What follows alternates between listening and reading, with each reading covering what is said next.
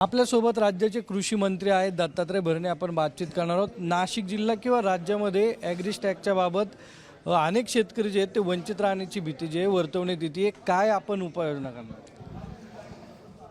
मी एवढंच सांगतो की पुण्यश्लोक अहिल्यादेवी होळकर यांच्या नावाने जी आता शेतकऱ्यांची कर्ज माफी योजना राज्याचे मुख्यमंत्री यांनी जाहीर केलेली आहे, या बाबतीमध्ये मी आपल्याला एवढंच सांगतो की ॲग्रिस्टॅकचा जरी हे असला तरी कुठलाही शेतकरी या बाबतीमध्ये वंचित राहणार नाही. ॲग्रिस्टॅकच्या बाबतीमध्ये सुद्धा बऱ्यापैकी शेतकरी ॲग्रिस्टॅक झाले, त्यातले कोण हे झाले नसतील त्यांना त्यामध्ये जोडलं जाईल, परंतु कुठलाही शेतकरी या बाबतीमध्ये वंचित राहणार नाही. आपण जर पाहिलं तर नाशिक जिल्ह्यामध्ये जास्त प्रमाण कुठल्या जिल्ह्यामध्ये असे आम्ही कॅम्प लावू, आम्ही तिथं ही करू, पण ॲग्रिस्टॅकच्या बाबतीमध्ये ॲग्रिस्टॅकच्या तिथं आम्ही त्यांना त्यामध्ये हे करू. म्हणजे कुठलाही शेतकरी कुठलाही शेतकरी वंचित राहणार नाही. मग आता काय ही सगळी अडचण नाही, ॲग्रिस्टॅकचं आपण सगळीकडेच आता प्रत्येक योजना प्रभावीपणे आपल्याला राबवायची म्हटलं तर ॲग्रिस्टॅक असल्यानंतर आपल्याला सगळंच त्याचा 7-12 वगैरे सगळ्याच गोष्टी आपल्याला समजतात आणि सगळीकडे आणि बऱ्यापैकी नाशिक जिल्ह्यातसुद्धा शेतकऱ्यांना अशी अडचण येणार नाही आणि जर आली तर आपण निश्चित प्रकारे त्यातनं मार्ग काढू.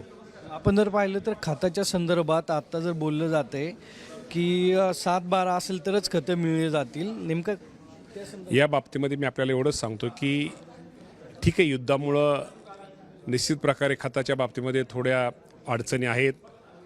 आमचे मुख्यमंत्री हे केंद्रीय मंत्री दोन्ही मंत्र्यांशी बोलत आहेत आणि या बाबतीमध्ये जे आपल्याला महाराष्ट्र सरकारला जे त्यांनी आवंटन मंजूर केलेलं आहे ते आवंटन आपल्याला निश्चित प्रकारे जर मिळालं तर त्या बाबतीमध्ये आपल्याला भागात खताचा तुटवडा निश्चित प्रकारे जाणवणार नाही. परंतु आज आपल्याला आजचा जर विचार केला, आज आपल्याकडे साठा आहे युरियाचा, आपण DAPचा युरियाचा आपण बफर स्टॉक केलेला, त्यामुळे त्या बाबतीमध्ये आपल्याला अडचण येणार नाही.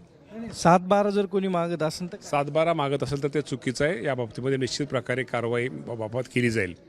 फक्त ऑनलाईन नोंदणी ऑनलाईन कोल्हापूर आणि संभाजीनगरला त्या बाबतीमध्ये तिथं आपण हे करतोय आणि ते एक ॲप आहे केंद्र सरकार, त्या ॲपमध्ये काय दुरुस्त करायचं असेल तर आपल्याला शेवटी केंद्राचंही करावं लागतं आणि शेवटी कुठलीही गोष्ट आपण शेतकऱ्याच्या फायद्यासाठी किंवा शेतकऱ्यांना अडचणी उद्या खताच्या बाबतीमध्ये काळा बाजार किंवा काय साठेबारी होऊ नये यासाठी नवीन ॲप हे केंद्र सरकारने विकसित केलेलं आहे आणि राज्यामध्ये आपल्याला प्रायोगिक तत्वावरती आपण हे 2 जिल्ह्याची निवड ही केलेली आहे आणि यामध्ये येणाऱ्या अडचणी त्यामध्ये आपल्याला हळूहळू त्यामध्ये काय दुरुस्ती करणं गरजेचं आहे, त्या बाबतीमध्ये आपण भविष्यामध्ये दुरुस्ती करू आणि निश्चित प्रकारे शेतकऱ्याला अडचण येणार नाही याची आपण काळजी घेऊ.